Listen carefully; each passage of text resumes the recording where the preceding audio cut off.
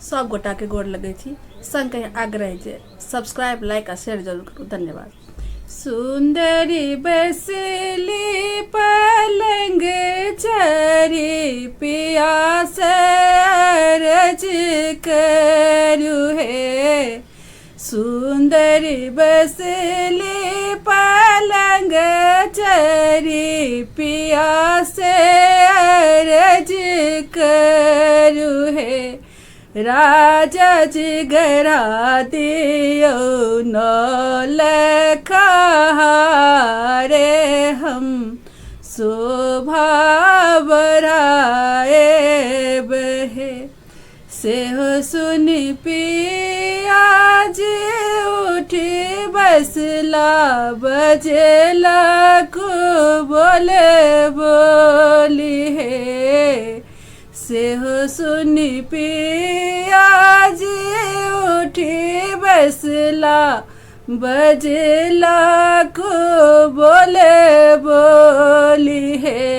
रानी जी यहाँ छियै जन्म के बजनिया नौलखा गरा नहीं शोभे। भैया जी पंडित बजाल हरिवंश सुनाल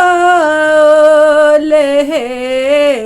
भैया जी पंडित बजाल हरिवंश सुनाल है। लले नारे हरि जी रखल मोर लाजे सुंदर पुत्र पाल रे। पटना से सोनरा बजाल नौलखा गढ़ाल है। पटना से सोनरा बजाल नौलखा गढ़ाल है। लले नारे पहिरी नौलखा प्रिय हारे की शोभा बढ़ाबहु है। नौलखा हार तोहर मैया पहिरो छोट की बहनिया पहिरो रे।